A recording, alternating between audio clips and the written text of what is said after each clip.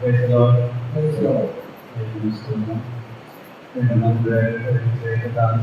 വന്ന് ദൈവവചനം പഠിക്കുവാനായി കൊണ്ടുപോകാനായിട്ട്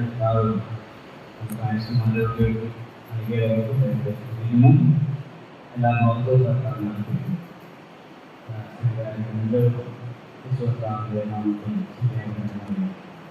കഴിഞ്ഞ ആഴ്ചയിൽ നാം 8-ാം അധ്യായത്തിൻ്റെ 27 വരെയുള്ള വാക്യങ്ങളാണ് ഓർത്തത്.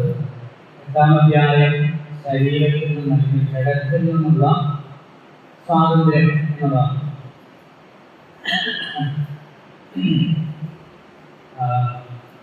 നീതിയുടെ നീതീകരണത്തിന്റെ സംരക്ഷണം എന്ന ഹെഡിങ്ങിലാണ് നമ്മൾ നിൽക്കുന്നത്. നീതീകരണത്തിന്റെ സംരക്ഷണം. 6-ാം അധ്യായം പാപത്തിൽ നിന്ന് സ്വാതന്ത്ര്യം, 7-ാം അധ്യായം ന്യായപ്രമാണത്തിൽ നിന്ന് സ്വാതന്ത്ര്യം, 8-ാം അധ്യായം ശരീരത്തിൽ നിന്ന് ജഡത്തിൽ നിന്നുള്ള സ്വാതന്ത്ര്യം. അതാണ് 8-ാം അധ്യായം. 8-ാം അധ്യായം നമ്മൾ 4 തിരിച്ചു. 4 സ്വാതന്ത്ര്യം. 1 ന്യായവിസ്താരത്തിൽ നിന്ന് സ്വാതന്ത്ര്യം, 2 പരാജയത്തിൽ നിന്ന് സ്വാതന്ത്ര്യം. കഴിഞ്ഞ ആഴ്ച നമ്മൾ ചിന്തിച്ചത് അതിൻ്റെ 18 മുതൽ 28 വരെയുള്ള വാക്യങ്ങൾ അല്ലെ. നിരാശയിൽ നിന്ന് സ്വാതന്ത്ര്യം. 8-ാമത്തെ 8-ാം അധ്യായത്തിൽ 3-ാമത്തെ ഉപശേഷമായിട്ട് 18 മുതൽ 30 എഴുതിയിരിക്കുന്നത്. അത് 28 18 മുതൽ 28 വരെയുള്ള വാക്യങ്ങൾ നിരാശയിൽ നിന്ന് സ്വാതന്ത്ര്യം. ആർക്കൊക്കെ നിരാശ? സൃഷ്ടിക്കും. അപ്പോൾ സൃഷ്ടി എന്ത് ചെയ്യുന്നു? നിരാശപ്പെട്ട് എന്ത് ചെയ്യുന്നു? ഞെരങ്ങുന്നു. എന്തോടുകൂടെ? ആശയോടുകൂടെ. എന്താണ് ആശ? ദൈവപുത്രന്മാർ വെളിപ്പെടും. ദൈവമക്കളുടെ തേജസ്സാകുന്ന ആശ സ്വാതന്ത്ര്യം പ്രാപിക്കാനായിട്ട് എന്ത് ചെയ്യുന്നു? ആശയോടുകൂടെ സൃഷ്ടി കാത്തിരിക്കുന്നു. പിന്നെ ആരാ നിരാശപ്പെടുന്നത്? ദൈവമക്കൾ ഞെരങ്ങുന്നു. നമ്മൾ ഞെരങ്ങുന്നു. ആത്മാവിന് ആദ്യദാനം ലഭിച്ചിരിക്കുന്നതാണ്. നമ്മുടെ ശരീരത്തിന്റെ വീണ്ടെടുപ്പിനായിട്ട് ആശയോടെ കാത്തിരിക്കുന്നു. പിന്നെ ആരാണ് ഞെരങ്ങുന്നത്? പരിശുദ്ധാത്മാവ് ഞെരങ്ങുന്നു. എന്താണ് കാരണം? പരിശുദ്ധാത്മാവ് ഞെരങ്ങാൻ എന്താണ് കാരണം?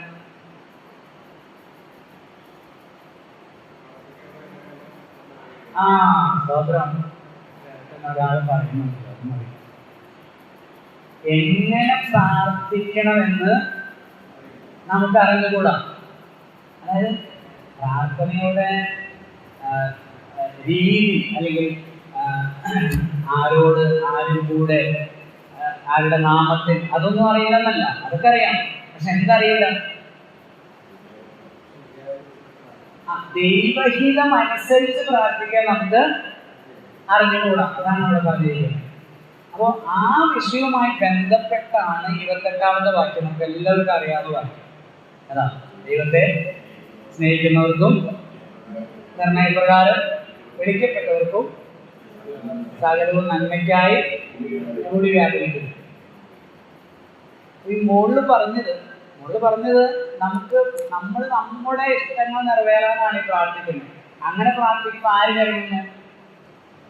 പരിശുദ്ധാത്മാവ് കരയുന്നു. എന്തുകൊണ്ട് കരയുന്നു? ചെറുക്കൻ വലുതായി, മകനെ വലുതായി. അപ്പൊ അവൻ പറയുന്നത് ഡ്യൂക്ക് ബൈക്ക് മേടിക്കണമെന്നാണ്. 2 ലക്ഷം എനിക്ക് അറിഞ്ഞൂടാ, 2 ലക്ഷങ്ങൾ വിലയുള്ള ഡ്യൂക്ക് ബൈക്ക് മേടിക്കണം. അപ്പൊ അപ്പൻ പറയുന്നത് അത് വേണ്ട.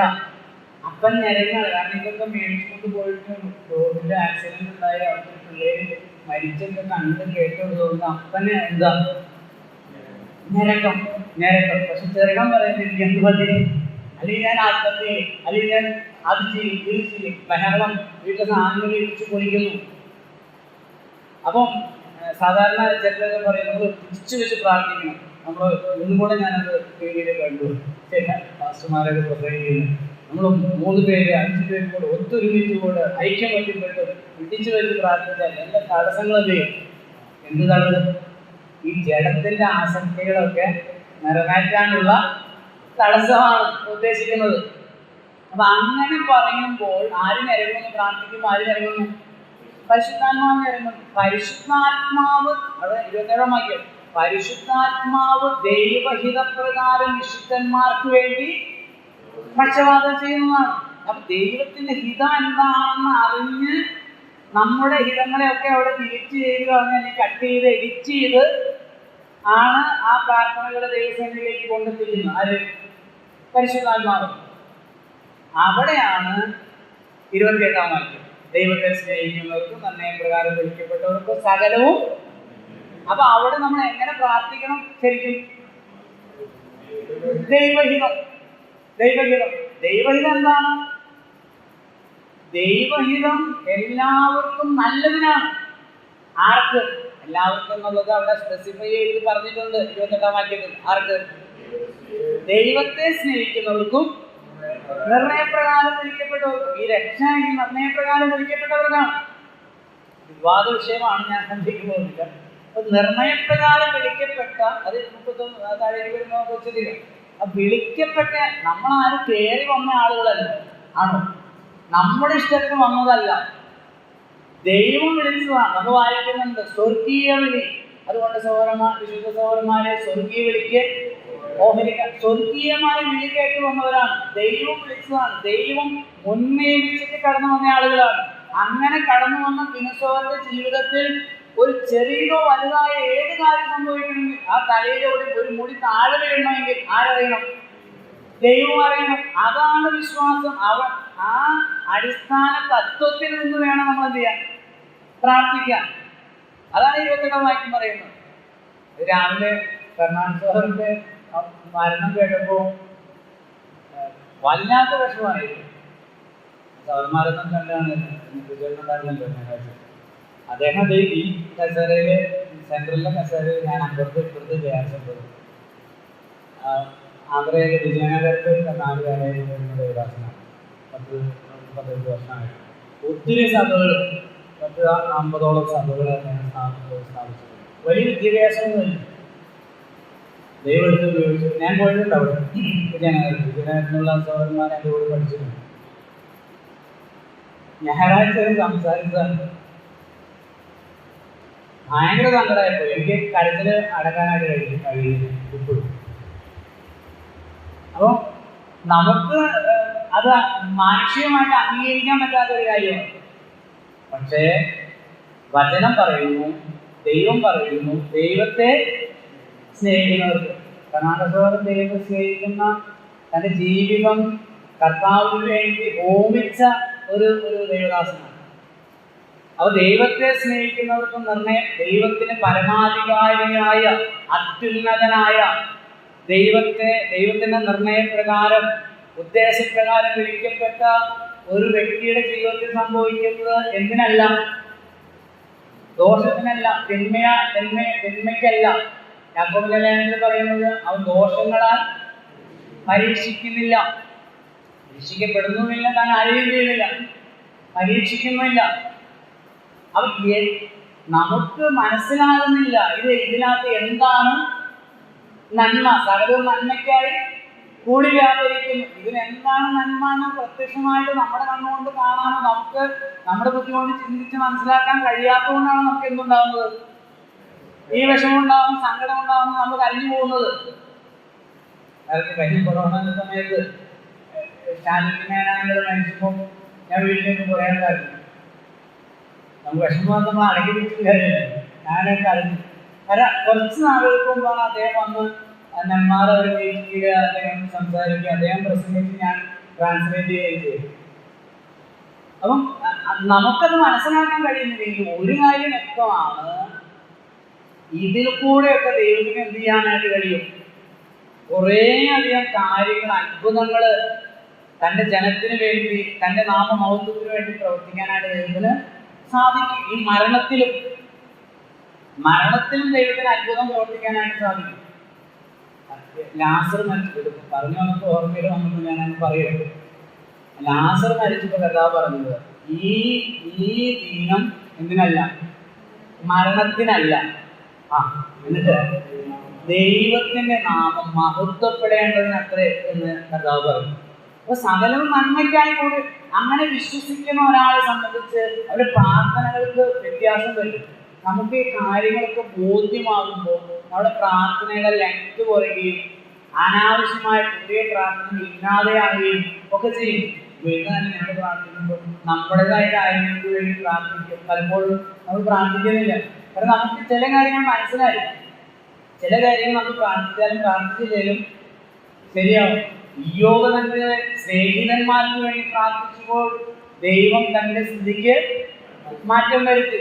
നമ്മൾ കർത്താവിനെ കുറിച്ച് കൂടിപ്പോവാണ്, അതുകൊണ്ടാണ് അതാണ് ഇതാണ് നമ്മൾ ഈ ലോകത്തിൽ കാര്യങ്ങൾക്ക് വേണ്ടി വല്ല നമ്മുടെ വാതുതകളും വ്യാകുലതകളൊക്കെയാണ് നമ്മൾ എന്ത് ചെയ്യുന്നത്, എടുത്ത് കൊട്ടുകയാണ്, അവിടെ ചൊരിയാണ്.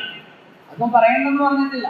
പക്ഷെ ആത്മീയമായി ഒരു ആത്മലോകത്തിൽ ജീവിക്കുന്ന ഒരു ആത്മീകമായ ദൈവകൃപയുടെ അകത്ത് ജീവിക്കുന്ന ദൈവമക്കൾ എന്ന നിലയിൽ അവിടെ വ്യാപരിക്കുന്ന ദൈവശക്തി നമ്മുടെ നന്മയ്ക്കായിട്ടാണ്. എല്ലാ കാര്യങ്ങളും ഒടിയുന്നതാണ് എനിക്കും എൻ്റെ കുടുംബത്തിനും അല്ല. ഒരു ദൈവ ശുശ്രൂഷകൻ എന്ന നിലയിൽ ഞാൻ നിൽക്കുന്ന എൻ്റെ ചുറ്റും നിൽക്കുന്ന ആളുകൾക്കൊക്കെ നല്ലതെങ്കിൽ എന്ത് ചെയ്യാൻ കഴിയും? സ്തോത്രം പറയാനായിട്ട് കഴിയും. അവിടെ ആവതപ്പെട്ട ആൾക്കാർ ഒഴിഞ്ഞു കഴിയുമ്പോൾ നിലവിളിക്കേണ്ട ആവശ്യം ഇല്ല. പൗലോസും ശീലാസും കാരാഗ്രഹത്തിൽ കിടന്ന് അവർ പ്രാർത്ഥിച്ചും ദൈവത്തെ പാടി സ്തുതിച്ചും. നമ്മളാണെങ്കിൽ പിന്നെ ഒരു നമ്പർ തരാം, ആളുകൾ വിളിക്കും. ഞങ്ങൾക്ക് ആൾക്കാരുണ്ട്, ഞങ്ങളുടെ IAS IPSലൊക്കെ ഞങ്ങൾക്ക് ആളുകളുണ്ട്. ഒന്നുമില്ല, അതൊന്നും തെറ്റാണെന്ന് ഞാൻ പറയും. പക്ഷേ ദൈവം ചെയ്യുന്നതെല്ലാം നന്മയ്ക്കാണ് എന്നുള്ളതാണ്. മുന്നോട്ട് പോകാം. അടുത്ത ഭാഗം 4-ാമത്തെ അധ്യായത്തിലെ 4-ാമത്തെ ഉപശീർഷകമാണ് ഭയത്തിൽ നിന്ന് സ്വാതന്ത്ര്യം. ഭയത്തിൽ നിന്ന് സ്വാതന്ത്ര്യം. 29 മുതൽ 39 വരെയുള്ള ബാക്കി കൂടുതലത്തെ ഭാഗമാണ് നമ്മൾ ഇന്നത് പറഞ്ഞ് അവസാനിപ്പിക്കുകയാണ്. അവസാനിപ്പിക്കാനായിട്ട് ശ്രമിക്കാൻ പറ്റുമെങ്കിൽ 9-ാം തീയതിയിൽ നിന്നും കാര്യങ്ങൾ പറയണമെന്ന് ഞാൻ വിചാരിക്കുന്നു. 8-ാം അധ്യായത്തിൻ്റെ 29 മുതൽ 39 വരെയാണ് ഭയത്തിൽ നിന്ന് സ്വാതന്ത്ര്യം. നമുക്ക് വായിക്കാം. 29, 30, 31, 33 വരെയുള്ള വാക്യങ്ങൾ.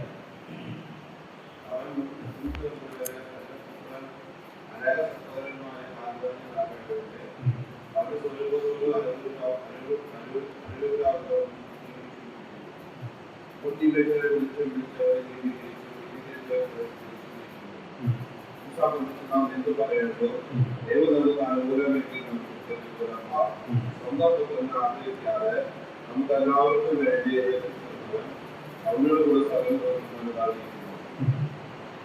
ദൈവപ്രചരണത്തിലെ നീതിയിരിക്കുന്നവർ ദൈവം വിശ്വസിക്കുന്നവർ.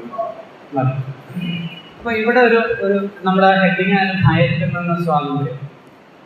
നമ്മുടെ തന്നെ പലപ്പോഴും സ്വഭാവവും രീതികളും നമ്മുടെ പ്രവൃത്തികളൊക്കെ പലപ്പോഴും നമ്മളെന്ത് ചെയ്യും? കുറ്റം ചുമത്തും, ഭയപ്പെടും. സ്വർഗത്തിൽ പോവോ? ഇങ്ങനെയൊക്കെ ചിന്തിച്ചാൽ സ്വർഗത്തിൽ പോയി, ഇങ്ങനെയൊക്കെ ആണെങ്കിൽ എന്താകും എന്നുള്ള ഒരു കുറ്റപ്പെടുത്തൽ സ്വയത്തിൽ നിന്നും ഉണ്ടാകാം, മറ്റുള്ളവരിൽ നിന്നും ഉണ്ടാകാം. അത് സ്വാഭാവികമാണ്. നമ്മൾ നേരത്തെ പറഞ്ഞതുപോലെ ഈ റോമാലേഖനത്തിന്റെ ഒരു ഇതിവൃത്തം എന്ന് പറയുന്നത്, അല്ലെങ്കിൽ ആ റോമാലേഖനം അവതരിപ്പിച്ചിരിക്കുന്നത് ഒരു കോടതിയിലാണ്. കോടതി അപ്പം മനുഷ്യവർഗത്തിനെതിരെ കുറ്റപ്പെടുത്തലുകൾ നടത്തുന്ന ഒരു പ്രതിയോഗി, ഒരു പ്രതിവാദി അപ്പുറത്തു നിൽക്കുകയാണ്. പൗലോസ്ലീഹ ഇപ്പുറത്തെന്ന് പറയുകയാണ്, ആ ജഡ്ജ്മെന്റ് സീറ്റിലിരിക്കുന്ന ന്യായാധിപതി തൻ്റെ പുത്രന്റെ ചങ്കിലെ ചോരയാൽ ചിലരെന്ത് ചെയ്തു? നീതീകരിച്ചു. അങ്ങനെ നീതീകരിച്ചവർ കുറ്റക്കാരല്ല, അവരെ വെറുതെ വിട്ടിരിക്കുകയാണ്, അവര് സ്വതന്ത്രരാണ്. പക്ഷേ ആ നീതീകരണത്തിൽ അവസാനിക്കുന്നില്ല. നീതീകരണത്തിൽ എന്ത് ചെയ്യുന്നില്ല, അവസാനിക്കുന്നില്ല. അതാണ് 30-ാമത്തെ വാക്യം. അവൻ വെളിച്ചവരെ നീതീകരിച്ചും നീതീകരിച്ചവരെ തേജസ്കരിക്കും. വാക്യം പൂർണ്ണമായില്ലോ. അതെ, മുൻനിയമിച്ചവരെ മുൻനിയമിച്ചവരെ വിളിച്ചും വിളിച്ചവരെ നീതീകരിച്ചും നീതീകരിച്ചവരെ കണ്ടോ, ഉറപ്പ് നൽകിയാണ്. എന്താണ് ഉറപ്പ്? എന്തിന്റെ ഉറപ്പാണ്? എന്തിന്റെ ഉറപ്പാണ്? തേജസ്കരണം. ഇവിടെ തേജസ്കരിക്കപ്പെട്ടോ? വിളിച്ചവരെ നീതീകരിച്ചു, നീതീകരിച്ചവരെ എന്ത് ചെയ്തു? തേജസ്കരിച്ചിരിക്കുന്നു എന്നാണ്. തേജസ്കരിച്ചോ? ഗ്ലോറിഫിക്കേഷൻ നടന്നോ? ഇല്ല, നടന്നില്ല. പിന്നെ എന്താ പറഞ്ഞത്? തേജസ്കരിച്ചിരിക്കുന്നു എന്ന് പറയാൻ കാരണം എന്താ? ക്രിസ്തുവിൽ നമ്മൾ, ഇത് നമ്മൾ നേരത്തെ പഠിച്ച പാഠവുമായിട്ട് ചിന്തിക്കുമ്പോൾ നാം ക്രിസ്തുവിനോട് എന്ത് ചെയ്തു? ഏകീഭവിച്ചു. അവന്റെ മരണ അടക്ക പുനരുദ്ധാനത്തിൽ നമ്മളെന്തായി? പങ്കാളികളായിത്തീർന്നു. അപ്പൊ അവന്റെ മരണത്തിൽ നിങ്ങൾ പങ്കാളികളായിത്തീർന്നുവെങ്കിൽ അവന്റെ പുനരുദ്ധാനത്തോടും ഏകീഭവിക്കും. അപ്പൊ അതിന് നമ്മൾ ഒന്നായിത്തീർന്നതിനാൽ നമ്മുടെ തേജസ്കരണ തത്വത്തിൽ എന്ത് ചെയ്തു? നടന്നു കഴിഞ്ഞു. പൊസിഷൻ 1-2 വാക്യങ്ങൾ അതിനോട് ചേർത്തു. നമ്മൾ നേരത്തെ പറഞ്ഞിട്ടുള്ള വാക്യങ്ങൾ പക്ഷെ ഒന്നുകൂടി ഒന്ന് വായിക്കണം. നമുക്ക് മക്കളെ പെട്ടെന്ന് വായിക്കണം. എഫെസ്യ ലേഖനം 2-ാം അധ്യായത്തിന്റെ 6-7 വാക്യങ്ങൾ. എഫെസ്യ ലേഖനം 2-ാം അധ്യായത്തിന്റെ 6-7 വാക്യങ്ങൾ.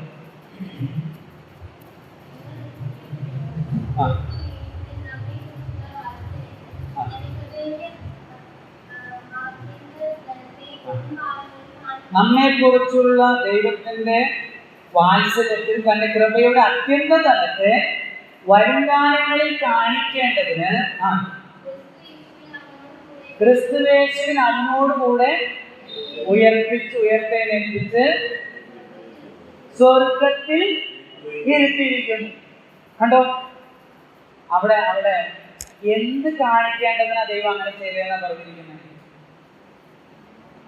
ദൈവം എന്ത് വെളിപ്പെടുത്താൻ വേണ്ടി അങ്ങനെ ചെയ്തത്? കൃപയുടെ അത്യന്തത്തെ. നമ്മുടെ മിടുക്കിനല്ല, നമ്മൾ നന്നായി ചെയ്തു. അവൻ നന്നായി ജീവിച്ചുകൊണ്ടാണ് ഞാൻ ദൈവനാമം സ്വർഗത്തിൽ കൊണ്ടുവന്നത് എന്ന് പറയാൻ വേണ്ടിയിട്ടല്ല. ദൈവകൃപയുടെ അത്യന്ത ധനത്തെ വരുമാനങ്ങളിൽ കാണിക്കേണ്ടതിന് നമ്മെ ക്രിസ്തുവിനോടുകൂടെ ചെയ്തു ഉയർപ്പിച്ച് സ്വർഗത്തിൽ ഇരിക്കുകയാണ്. ശരീരത്തിൽ നമ്മൾ ഇവിടെ കസേരയിൽ ഇരിക്കുന്നെങ്കിലും positionally we are in heaven, we are in Christ. As Christ is in heaven, we are also in heaven. നമ്മൾ കർത്താവിനോട് കൂടെ എവിടെയാണ്? സ്വർഗത്തിലാണ്. പൊസിഷണലി നമ്മൾ കർത്താവിനാണെങ്കിൽ കർത്താവ് എവിടെയാണോ അവിടെയാണ് നമ്മൾ. അതുതന്നെയാണ് കൊലോസ്യനായിട്ട് പറയുന്നത് 3-ാം അധ്യായത്തിന് 3-4 വാക്യങ്ങൾ. ഉയരത്തിലൂടെ ചിന്തിക്കുന്നു, ഉയരത്തിലൂടെ അന്വേഷിക്കുന്ന ഒരു വാക്യമുണ്ടല്ലോ, ഓർക്കുന്നുണ്ടല്ലോ. അതിന് 3-4 വാക്യങ്ങൾ വായിക്കുമ്പോൾ 3-4 നിങ്ങൾ മരിച്ച് നിങ്ങളുടെ ജീവൻ ക്രിസ്തുവിനോടുകൂടെ ദൈവത്തിൽ മറഞ്ഞിരിക്കുന്നു. നമ്മുടെ ജീവനായ ക്രിസ്തു വെളിപ്പെടുമ്പോൾ നിങ്ങളും അവനോടുകൂടെ തേജസ്സിൽ ഇവിടുന്ന് വെളിപ്പെടുന്നതല്ല. പിന്നെ നിങ്ങൾ മരിച്ച് പറഞ്ഞാൽ മരിച്ച ആൾക്കല്ല എഴുതുന്നത്, കൊലോസ്യരുടെ വിശുദ്ധന്മാർക്ക്. അതൊക്കെ അതുപോലെ നിങ്ങൾ എന്ത് ചെയ്തു? മരിച്ച് നിങ്ങളുടെ ജീവനം ചെയ്തിരിക്കുക, ക്രിസ്തുവിൽ മറഞ്ഞിരിക്കുകയാണ്. എവിടെ? അതാണ് സ്വർഗത്തിൽ. നമ്മുടെ ജീവനായ ക്രിസ്തു വെളിപ്പെടുമ്പോൾ നിങ്ങളും അവനോടുകൂടെ തേജസ്കരണം നടന്നു കഴിഞ്ഞു. രക്ഷയുടെ ഭദ്രതയാണ് ചൂണ്ടിക്കാണിക്കുന്നത്. എന്തിന്റെ അടിസ്ഥാനത്തിൽ? കൃപയുടെ അടിസ്ഥാനത്തിൽ. കൃപയുടെ അത്യന്ത ധനത്തെ വരുമാനങ്ങളിൽ കാണിക്കാം. ദൈവം കൃപയാലാണ് രക്ഷിക്കുന്നത് എന്നുള്ളതുകൊണ്ട് ആ ദൈവകൃപയിൽ സമ്പൂർണ്ണമായി വിശ്വസിച്ച് ആശ്രയിക്കുന്ന ഏവരും നീതീകരിക്കപ്പെട്ടു, വിശുദ്ധീകരിക്കപ്പെട്ടുകൊണ്ടിരിക്കുന്നു, തേജസ്കരിക്കപ്പെടും. സുനിശ്ചിതമാണ്. കർത്താവ് താൻ തന്നെ പറഞ്ഞ വാക്കുകൾ 1-2 വാക്യങ്ങൾ നമുക്കറിയാവുന്ന. പെട്ടെന്ന് വായിക്കാം, പെട്ടെന്ന് എടുക്കണേ. യോഹന്നാന്റെ സുവിശേഷം 6-ാം അധ്യായത്തിന് 37-39 വാക്യം. യോഹന്നാൻ 6-37 മുതൽ അതിന് മുകളിലത്തെ വാക്യങ്ങളൊന്നും നമുക്ക് വേണമെങ്കിൽ വായിക്കാം. ഞാൻ ജീവന്റെ അപ്പമാകുന്നു. അതെത്ര വാക്യം? 35 വായിച്ചാൽ.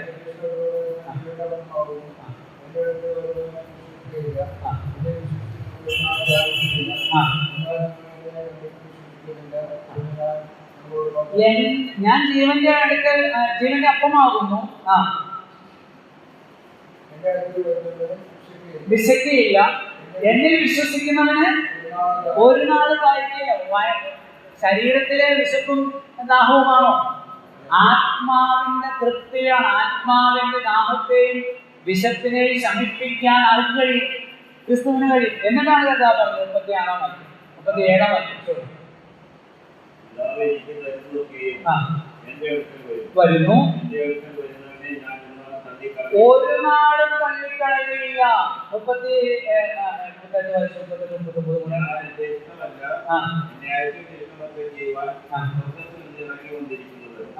അവരെനിക്ക് തന്നതിലൊന്നും ഞാൻ കളയാതെ എല്ലാം മനസ്സിലാവുന്നുണ്ടോ? അവൻ എനിക്ക് തന്നതിനെ ഒക്കെയും ഒന്നും നഷ്ടപ്പെടുത്താതെ ഒന്നും കളയാതെ അവയെ എല്ലാം ഒടുക്കത്തെ നാളിൽ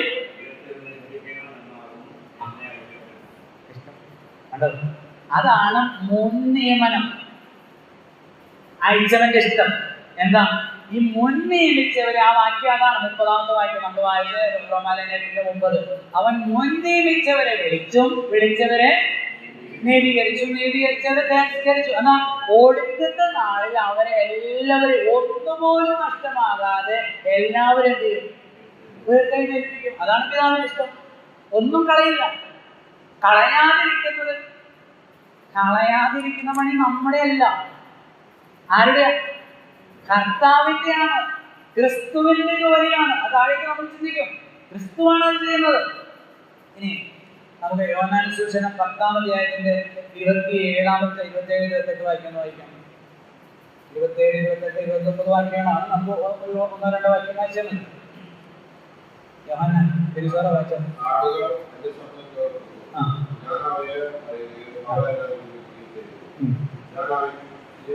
ഞാൻ അവയ്ക്ക് നിത്യജീവൻ കൊടുക്കുന്നു, അവ ഒരു നാളും നശിച്ചു പോകയില്ല. ആരും അവയെ എന്റെ കയ്യിൽ നിന്ന് എന്താ മനസ്സിലായി? എന്താ അർത്ഥം? രക്ഷയുടെ ഭദ്രതയാണ്. രക്ഷയുടെ ഭദ്രതയാണ്. പിശാചിനെ വിളിച്ചു പറയാൻ പറ്റൂ കർത്താവിന്റെ കയ്യിൽ നിന്ന്? അത് കൊലോസ്യൻ പറയുന്നത് വാഴ്ചകളെ അധികാരങ്ങളെ അവന് ചെയ്തു. ആയുധവർഗം വെപ്പിച്ചിട്ടാണ് എന്നെയും തിരുസോറിനെയും ഒക്കെ കർത്താവ് തന്റെ കൈകളിലേക്ക് കൊണ്ടുവന്നിരിക്കുന്നത്. കർത്താവിന്റെ കയ്യിലാണ് നമ്മൾ. കർത്താവിന്റെ കയ്യിൽ നിന്ന് പിടിച്ചു വരയ്ക്കാൻ എന്റെ ആളുകൾ എന്റെ ശബ്ദം കേൾക്കുന്നു, അവ എന്നെ അനുഗമിക്കുന്നു, ഞാൻ അവയ്ക്ക് നിത്യജീവൻ കൊടുക്കുന്നു. ഇടയ്ക്ക് വെച്ച് പോകുന്ന ജീവനാണെങ്കിൽ നിത്യജീവൻ എന്ന് പറയാൻ പറ്റുമോ? ഇല്ല. ആ നിത്യജീവൻ കൊടുക്കുന്ന അവയെ എന്റെ കയ്യിൽ നിന്ന് പിടിച്ചു പറിക്കുക. അടുത്ത വാക്ക് പറയുന്നത് എന്റെ പിതാവ് എന്നിലും വലിയവനാകുന്നു, അവന്റെ കയ്യിൽ നിന്ന് പിടിച്ചു പറിക്കാൻ ആർക്കും ആർക്കും കഴിയില്ല. ആ പിതാവിന്റെയും പുത്രന്റെയും കൈകളിലാണ് രക്ഷിക്കപ്പെട്ട, വിളിച്ച് നീതീകരിക്കപ്പെട്ട, വിശുദ്ധീകരണം നടന്നുകൊണ്ടിരിക്കുന്ന എല്ലാ ദൈവമക്കളും വിശുദ്ധന്മാരും ആ പിതാവിന്റെയും പുത്രന്റെയും കൈകളിലാണ്. അവർക്ക് പോലും അവരുടെ രക്ഷയെ നഷ്ടപ്പെടുത്താൻ കഴിയില്ല. അവിടെയാണ് താഴ്ന്ന വാക്യങ്ങൾ 29-ാം വാക്യം നമുക്ക് ചിന്തിക്കാം. താഴേക്ക് നമുക്ക് പോവാം. 31-ാം വാക്യം.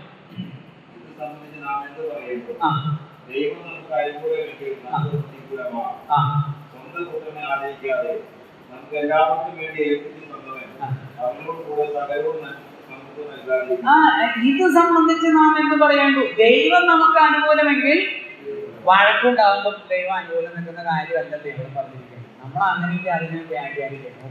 അടുത്ത 32-ാം വാക്യത്തിൽ പറഞ്ഞിരുന്നു നമ്മൾ പറയുന്ന കാര്യമല്ല. ഏത്?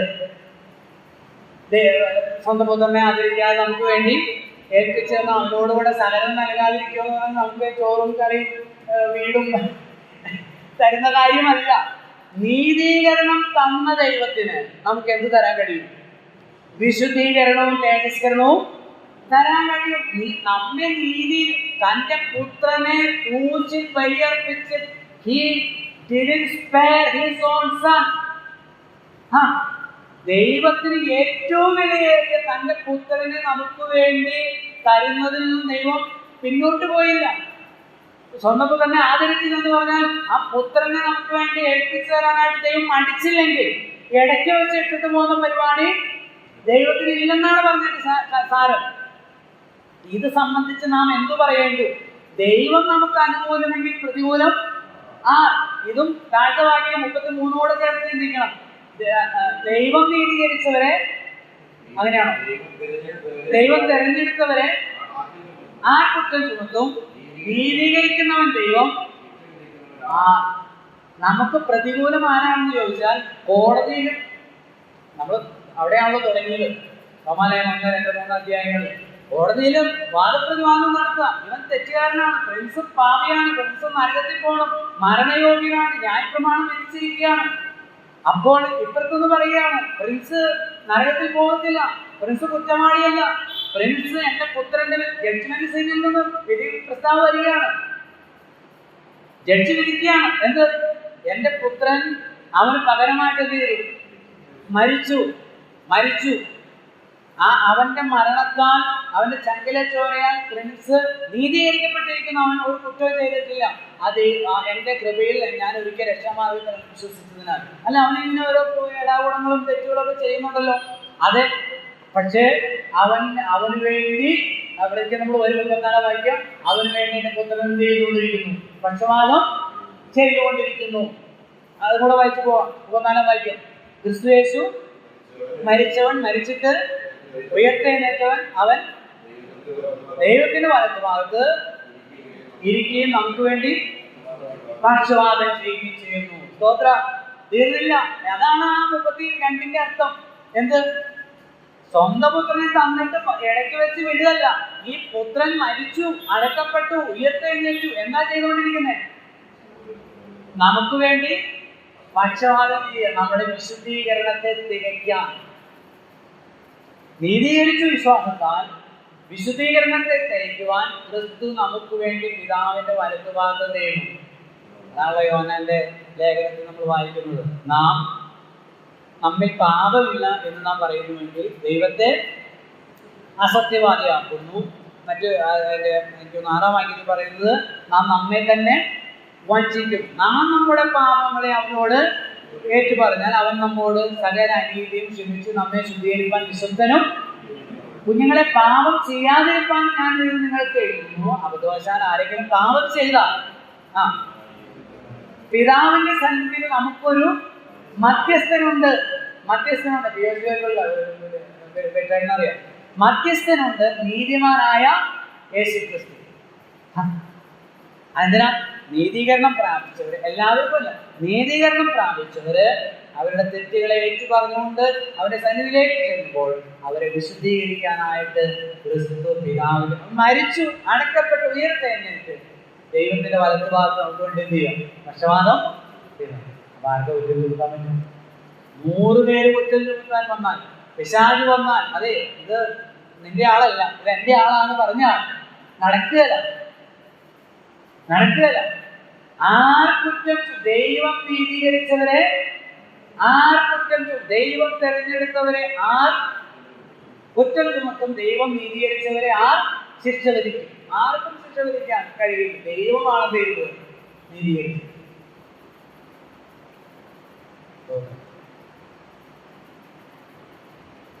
അതിന്റെ 29 വാക്യം കൂടെ ഇതുമായി ബന്ധപ്പെട്ട് നമുക്കൊന്ന്. അപ്പൊ 32 വാക്യം ക്ലിയർ ആയോ? 32 വാക്യം ഓക്കെയായോ?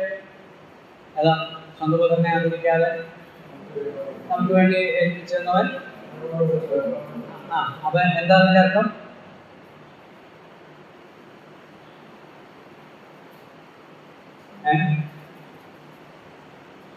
അവനോടുകൂടെ എന്താ തരുന്നത്? നീതീകരണം. ക്രിസ്തുവിനെ തന്നപ്പോൾ നമുക്ക് എന്ത് കിട്ടി? സ്വന്തം പുത്രനെ ആദരിക്കാതെ നമുക്ക് വേണ്ടി ഏൽപ്പിച്ച് തന്നപ്പോൾ നമുക്ക് എന്ത് കിട്ടി? നീതീകരണം കിട്ടി. അവനോട് കൂടെ നമുക്ക് എന്ത് തരും? വിശുദ്ധീകരണവും തേജസ്കരണവും തരും. തേജസ്കരണം ഉണ്ടെന്നാണ് എന്ന് പറയുന്നത്. നീതീകരണത്തിൽ ആ ലക്ഷ്യത്തിന്റെ ഭൂരിഭാഗവും താണ്ടിക്കഴിഞ്ഞു. ഇനി ഒരു അല്പദൂരമേ എന്ത് ചെയ്യുന്നുള്ളൂ, ശേഷിക്കുന്നുള്ളൂ. ഇടയ്ക്ക് വെച്ച് ഇട്ടേച്ച് പോകുന്ന പരിപാടി കർത്താവിന് ഇല്ല. അവ എൻ്റെ കൈകളിൽ എന്താണ്? സുരക്ഷിതമാണ്.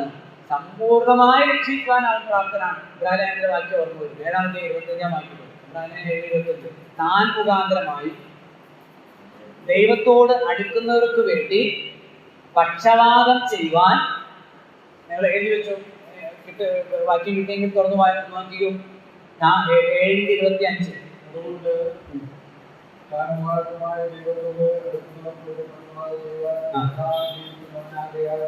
അവനെ പൂർണ്ണമായി രക്ഷിക്കുവാൻ അവൻ പ്രാപ്തനാകും. അതൊക്കെ കേൾക്കുമ്പോഴല്ലോ നമുക്ക് ആവേശം കൊണ്ട് നിറയുകയാണ്.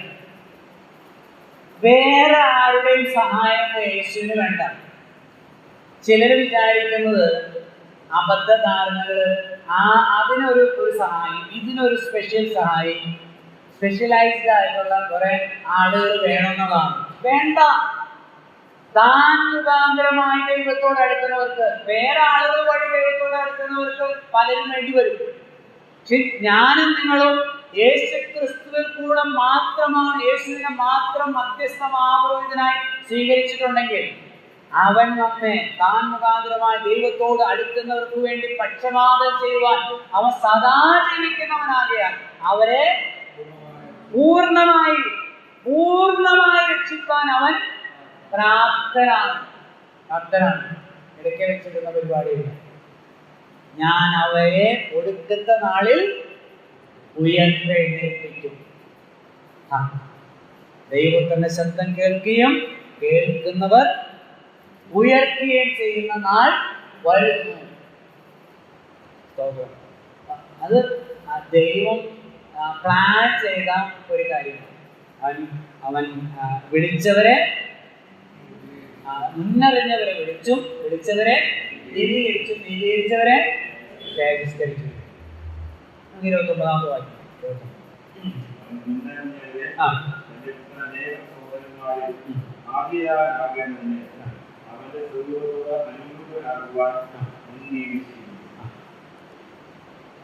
മുന്നറിഞ്ഞവരെ തന്റെ പുത്രൻ അനേകം സഹോദരന്മാരിൽ ആദ്യജാതനാകേണ്ടതിന് തന്റെ പുത്രന്റെ സ്വരൂപത്തോട് അനുരൂപരാകുവാൻ മുൻനിയമിച്ചു. അപ്പൊ നമ്മെ കർത്താവ് മുന്നറിഞ്ഞു, മുൻ നിയമിച്ചു. ദൈവത്തിന് ന്യായമുണ്ട്. ഞാൻ അങ്ങനെ ശ്രദ്ധിക്കുന്നു. ദൈവത്തിന്റെ പരമാധികാരത്തിൽ ദൈവത്തിന് ഒരു കൂട്ടം ആളുകൾ എന്തെയാ തെരഞ്ഞെടുക്കുന്നതിൽ എന്താ തെറ്റ്? ഇനി അതിൻ്റെ മറ്റൊരു വശമുണ്ട്. ഈ തെരഞ്ഞെടുപ്പ് മനുഷ്യനാണ് കൊടുക്കുന്നതെങ്കിൽ എന്തുണ്ടാവും?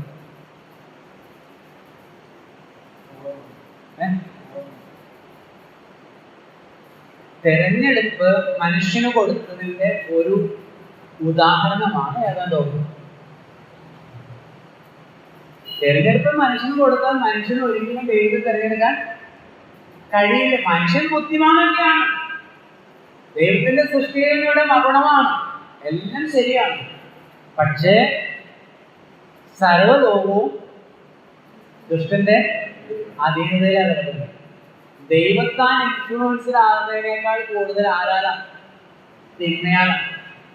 ഇതിനെങ്കിലും മനോഹരമായൊരു വാക്യം 1:21 ദൈവത്തിന്റെ ജ്ഞാനത്തിൽ ലോകം ജ്ഞാനത്താൽ ദൈവത്തെ അറിയായ കൊണ്ട് പ്രസംഗത്തിന്റെ ഭോഷത്വത്താൽ രക്ഷിക്കാൻ ദൈവത്തിന് സാധ്യത. ഞാൻ പറയാം, അർത്ഥം ഇതാണ്. ദൈവത്തിന്റെ ജ്ഞാനത്തിൽ, ദൈവത്തിന്റെ അറിവിൽ ലോകം ജ്ഞാനത്താൽ ദൈവത്തെ അറിയാതെ, അറിവ് കൊണ്ട് ദൈവത്തെ ഒരിക്കലും മനസ്സിലാക്കാത്തത് കൊണ്ട് പ്രസംഗത്തിന്റെ ഭോഷത്വം കൊണ്ട് രക്ഷിക്കാൻ ദൈവത്തിന് സാന്തോന്യമാണ്. അറിവാണ് മാനദണ്ഡമെങ്കിൽ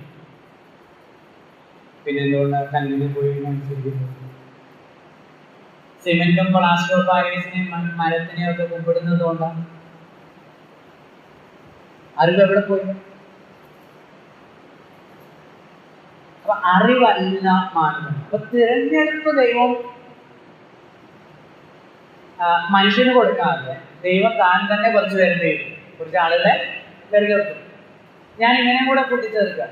ബാക്കി ആരെയും ദൈവം ചെയ്തില്ല, തള്ളിക്കളയുന്നില്ല. ആർക്കും ദൈവസന്നിധിയിലേക്ക് വരാം, ദൈവത്തെ പ്രാപിക്കാം, തിരഞ്ഞെടുക്കാം, ഒരു ബുദ്ധിമുട്ടില്ല. പക്ഷെ ദൈവം തനിക്കായി കുറച്ച് പേരെ ചെയ്തു തിരഞ്ഞെടുക്കും. നമ്മൾ കുറച്ച് ആളുകളെ വിളിച്ചു പ്രോഗ്രാമിൽ, പക്ഷെ ബോർഡ് വെച്ചു, ഓൾ ആർ വെൽക്കം, എല്ലാവർക്കും സ്വാഗതം, ആർക്കും വരാം. അപ്പൊ ദൈവ സംവിധാനം വെച്ചിരിക്കുക. അത് എന്തിനു വേണ്ടിയിട്ടാണ്? ഈ പ്രീഡെസ്റ്റിനേഷൻ എന്തിനു വേണ്ടിയിട്ടാണ്? ദൈവം മുൻനിയമിച്ച് എന്തിനാണെന്ന് അവിടെ പറഞ്ഞിട്ടുണ്ട്. തന്റെ പുത്രൻ അനേകം അപ്പൊ നമ്മൾ ഈ വിഷയം നേരത്തെ പറഞ്ഞ ഒരാഴ്ച 3-2 ആഴ്ച പറഞ്ഞതാണ്, ഓർക്കുന്നുണ്ടോ? ക്രിസ്തു നമ്മുടെ ആരാ? യേശു കർത്താവ് നമ്മുടെ ആരാ? സഹോദരൻ, മനുഷ്യത്വം, ആദ്യജാതൻ. അപ്പൊ അവൻ ആ കർത്താവ് അനേകം സഹോദരന്മാരിൽ ആദിജാതനാകേണ്ടതിന് അവന്റെ സ്വരൂപത്തോട് അനുരൂപരാകുവാൻ നമ്മെ ചെയ്തിരിക്കുന്നു, മുൻനിർമ്മിച്ചു. എന്താണ് സ്വരൂപം കർത്താവിന്റെ?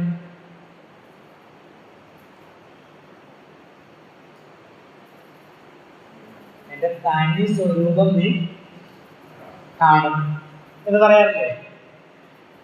നമ്മളൊന്നും അങ്ങനെ പറഞ്ഞിട്ടില്ല. ആ വാക്കേ നമുക്ക് അറിയില്ല, അതുകൊണ്ട് നമുക്ക് പറയാൻ പറ്റില്ല. അത് അറിയാതെ നേരത്തെ പറയാം. എന്താണ് സ്വരൂപം? നമ്മളെ അതൊന്ന് വായിച്ച് 29.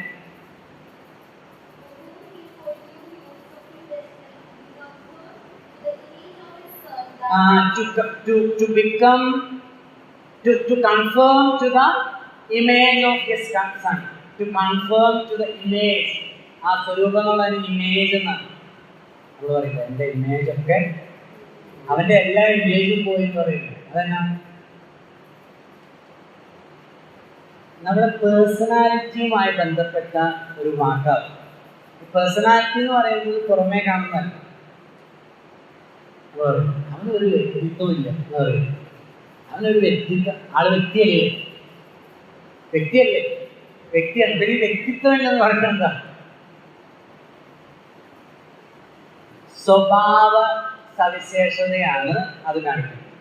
അപ്പൊ ഇമേജ് എന്ന് പറയുന്നത് ആ വ്യക്തിയുടെ സ്വഭാവ സവിശേഷതയുമായി ബന്ധപ്പെട്ടതാണ് ഇമേജ്. അപ്പൊ കർത്താവിന്റെ ഇമേജ് എന്താ? എന്റെ ഇമേജ് എന്ന് പറഞ്ഞാൽ ഞാൻ കെട്ടിപ്പടുത്തുകൊണ്ടുവന്ന സ്വഭാവ സവിശേഷത, എന്റെ വ്യക്തിത്വം അല്ലേ? കർത്താവിന്റെ ഇമേജ് എന്താ? To confirm to the image of his son. എന്താണ് ഇമേജ്? എന്താണ് സ്വരൂപം? സിമ്പിളാണ്. അവിടെ ഏതൊരു മനുഷ്യനെ സൃഷ്ടിച്ച ദൈവത്തിന്റെ സാദൃശ്യത്തിലും സ്വരൂപത്തിലും. അവിടെ ഇമേജ് എന്നുള്ള വാക്കേണ്ടിയിരിക്കുന്നത് ദൈവത്തിന്റെ ഇമേജിലാണ് ആരെ സൃഷ്ടിച്ചത്? മനുഷ്യനെ സൃഷ്ടിച്ചത്. അപ്പൊ ആ സ്വരൂപം എന്താ? ഇങ്ങനത്തെ രൂപമാണ് അല്ല, ദൈവത്തിന്റെ ധാർമ്മിക ഗുണങ്ങൾ, മോറൽ ആറ്റിറ്റ്യൂഡ്സ് ഓഫ് ഗോഡ്. ദൈവത്തിന്റെ ധാർമ്മിക സ്നേഹം, കരുണ, വിശ്വസ്തത, സത്യം, നീതി, ന്യായം, പരോപകാരം, ദയ, ഇങ്ങനെയുള്ള ദൈവിക ധാർമ്മിക ഗുണങ്ങളോടുകൂടിയാണ് മനുഷ്യനെ സൃഷ്ടിച്ചത്. അവൻ അതെന്ത് ചെയ്തു? നശിപ്പിച്ചെന്ന്. അത് നമ്മൾ 8-ാം അധ്യായത്തിൽ നിരാശയിൽ നിന്നുള്ള വിടുതൽ, ഞരക്കത്തിന്റെ കാരണം ഇത് നശിപ്പിച്ചിട്ട് ഈ ഞരങ്ങുന്ന കിടന്ന് ഇതെല്ലാം നഷ്ടപ്പെടുത്തിയിട്ട് ഈ ഞരങ്ങുന്നത്. അപ്പൊ നമ്മെ രക്ഷിച്ചത് വെറുതെ സ്വർഗത്തിലേക്ക് കൊണ്ടുപോകാൻ മാത്രമല്ല, പിന്നെ ഈ പുത്രന്റെ സ്വരൂപത്തോട് എന്ത് ചെയ്യണം? അനുരൂപപ്പെടുത്തുവാനാണ്. ഈ ഭൂമിയിൽ ജീവിച്ചിരിക്കുന്ന കാലത്ത് ആ വാക്യത്തിന്റെ 2 മാനങ്ങൾ ഉണ്ടെന്ന് ഞാൻ ചിന്തിക്കുകയാണ്. ഒന്ന്, പുത്രന്റെ സ്വരൂപത്തോട് അനുരൂപപ്പെടുക എന്നുള്ളത് പുത്രന്റെ സ്വഭാവത്തോട് എന്ത് ചെയ്യുക? അനുരൂപപ്പെടുക, കൺഫേം ആവുക, ഒന്നായിത്തീരുക, ക്രിസ്തുവിനെ പോലെ സ്നേഹിക്കുക, ക്രിസ്തുവിനെ പോലെ ക്ഷമിക്കുക, ക്രിസ്തുവിനെ പോലെ സത്യമുള്ളവരായിരിക്കുക, ക്രിസ്തുവിനെ പോലെ നീതിയുള്ളവരായിരിക്കുക, ക്രിസ്തുവിനെ പോലെ മനസ്സലിവുള്ളവരായിരിക്കുക, ക്രിസ്തുവിനെ പോലെ ന്യായമുള്ളവരായിരിക്കുക, ക്രിസ്തുവിനെ പോലെ കരുണയുള്ളവരായിരിക്കുക, ക്രിസ്തുവിനെ പോലെ ഇന്ദ്രിയ ജയമുള്ള ക്രിസ്തുവിനെ പോലെ പരോപകാരമുള്ളവരായിരിക്കുക. അതാണ്. ഇനി അതിന്റെ മറ്റൊരു മാനം എന്ന് പറഞ്ഞാൽ അവന്റെ പുത്രന്റെ സ്വരൂപത്തോട് അനുരൂപപ്പെടുക എന്ന് പറയുന്നത് നമ്മളിവിടെ പറഞ്ഞു വന്ന വിഷയവുമായി ബന്ധപ്പെട്ട് പറയുമ്പോൾ നീതീകരണം പ്രാപിച്ചവർ തേജസ്കരിക്കപ്പെട്ട് ക്രിസ്തുവിനെ പോലെ ആയിത്തീരും. നമ്മുടെ പൗരത്വമോ സ്വർഗത്തിലാവുന്നു.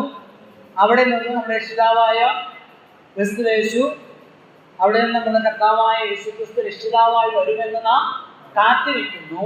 അവൻ തന്റെ സകലവും തനിക്ക് കീഴ്പ്പെടുത്തുവാൻ കഴിയുന്ന തന്റെ വ്യാപാര ശക്തി കൊണ്ട് നമ്മുടെ താഴ്ചയുള്ള ശരീരങ്ങളെ തന്റെ മഹത്വമുള്ള ശരീരത്തോട് അനുരൂപമായി രൂപാന്തരപ്പെടുത്തും. അപ്പോ കർത്താവിന്റെ സ്വരൂപത്തോട് അനുരൂപമായി രൂപാന്തരപ്പെടും. ശാരീരികമായി രൂപാന്തരപ്പെടും ഭാവി. പക്ഷെ ഇപ്പോഴെന്ത് വേണം? സ്വഭാവത്തിന് എന്ത് ചെയ്യണം? അനുരൂപപ്പെടണം. അവന്റെ സ്വഭാവത്തോട്, അവന്റെ സ്വരൂപത്തോട് അനുരൂപമായി രൂപാന്തരപ്പെടണം നമ്മൾ. അതൊന്നും എന്താ ഇതിനൊക്കെ പോയാൽ അങ്ങനെയാണോ? അല്ല. എന്തിനാണ് മുൻനിർത്തിച്ചത്? എന്തിനാണ് വിളിച്ചത്? എന്തിനാണ് നീതീകരിച്ചത്? ഈ പുത്രന്റെ സ്വരൂപത്തോട് അനുരൂപപ്പെടുവാൻ. യോഹന്നാന്റെ ലേഖനത്തിൽ യോഹന്നാൻ പറയുന്നുണ്ട്, കണ്ണിൽ നാം ദൈവമക്കളെന്ന് വിളിക്കപ്പെടുവാൻ പിതാവ് നമുക്ക് എത്ര വലിയ സ്നേഹം നൽകിയിരിക്കുന്നു, അങ്ങനെ തന്നെ നാം ആകുന്നു. ലോകം അവനെ അറിയാവുന്നതുകൊണ്ട് നമ്മെയും അറിയുന്നില്ല. എന്നാൽ അവൻ വെളിപ്പെടുമ്പോൾ നാം അവനെ താനിരിക്കുന്നത് പോലെ കാണുന്നതാകൊണ്ട് നാം അവനോട് സദൃശ്യന്മാരാകും. എന്ന് പറഞ്ഞാൽ അത് ശാരീരികമായിട്ടാണ്. നമ്മൾ ഇന്നതാകുമെന്ന് നമ്മൾ അറിയില്ല. പക്ഷെ എങ്ങനെയാവും? കർത്താവിനെ പോലെയാവും. അതാണ് സ്വരൂപത്തോട് ഏകീകരിക്കുന്നത്. അപ്പോൾ ശരീരത്തിലും ഉണ്ടാകും എന്ന് പറഞ്ഞാൽ തേജസ്കരിക്കപ്പെടും എന്നുള്ളത്. മറ്റൊന്ന് സ്വഭാവത്തിൽ ഇപ്പോൾ നടന്നുകൊണ്ടിരിക്കുകയാണ്. അതാണ് വിശുദ്ധീകരണം. ഒടുവിലത്തെ കാഴ്ചക്ക് വായിച്ച് നമുക്ക് ആദ്യം അവസാനിപ്പിക്കാം. ഒടുവിലത്തെ 35 മുതൽ.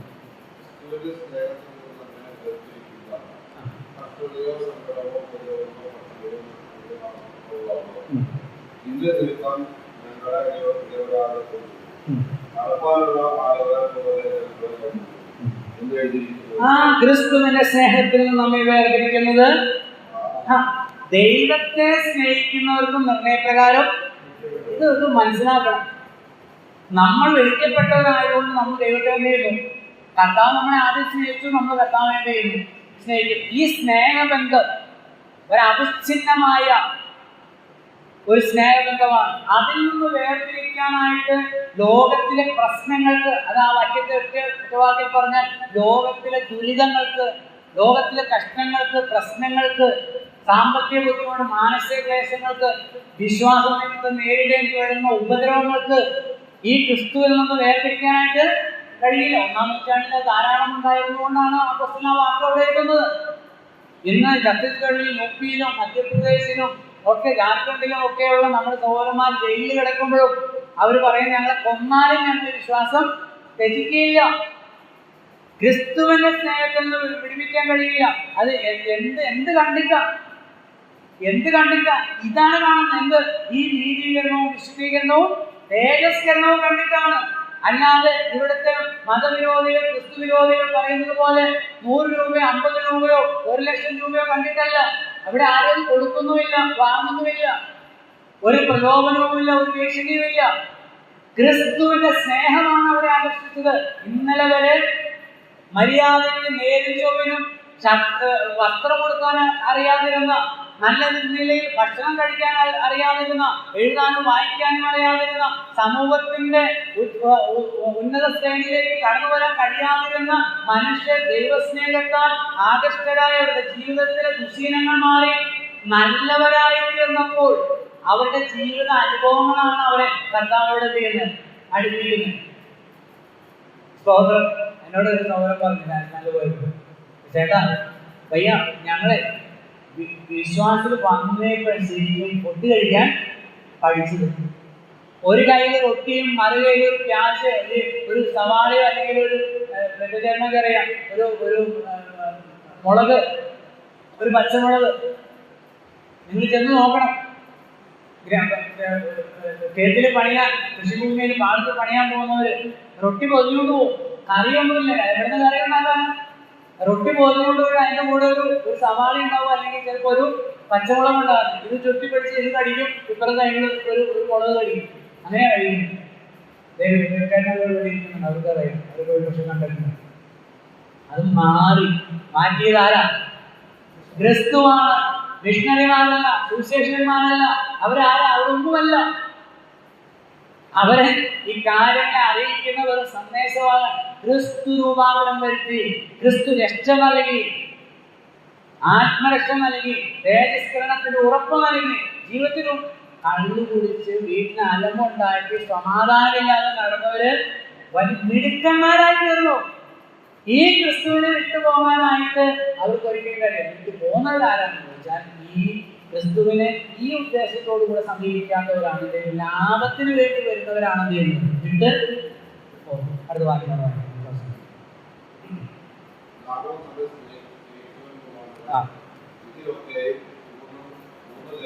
നമ്മുടെ ഇംഗ്ലീഷ് ഒന്ന് വായിക്കുന്നത് 37.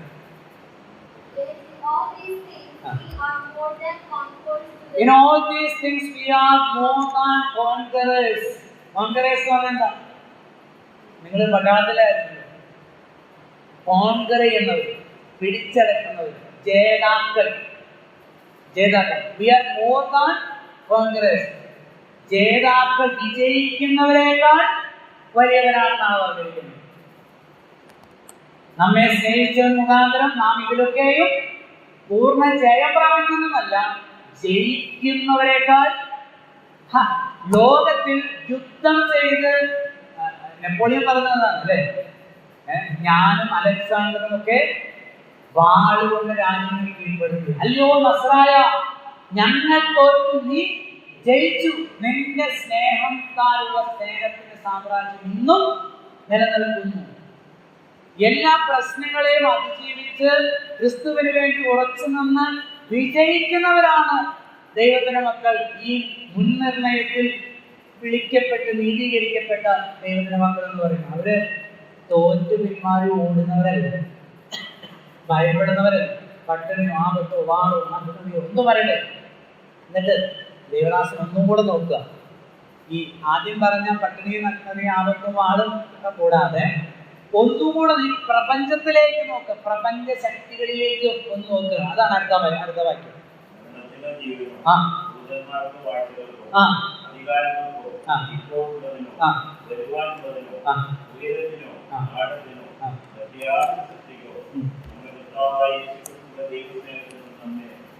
പ്രപഞ്ചത്തിലെ ഓരോ ശക്തി, അത് മരണമാകട്ടെ, ജീവനാകട്ടെ, വാഴ്ചകളാകട്ടെ, അധികാരങ്ങളാകട്ടെ, ദൂതന്മാരാകട്ടെ, ഉയരമാകട്ടെ, ആഴത്തിലുള്ളതാകട്ടെ, ഇപ്പോഴുള്ളതാകട്ടെ, ഇപ്പോഴുള്ള പ്രശ്നങ്ങളാകട്ടെ, ഈ വരുവാനുള്ള പ്രതിസന്ധികളാകട്ടെ, ഒന്നിനും കർത്താവായ യേശു ക്രിസ്തുവിനുള്ള ദൈവസ്നേഹത്തിൽ നിന്ന് ഞങ്ങളെ വേർതിരിക്കാനായിട്ട് കഴിയില്ലെന്ന് ഞാൻ തീരുമാനമാണ്.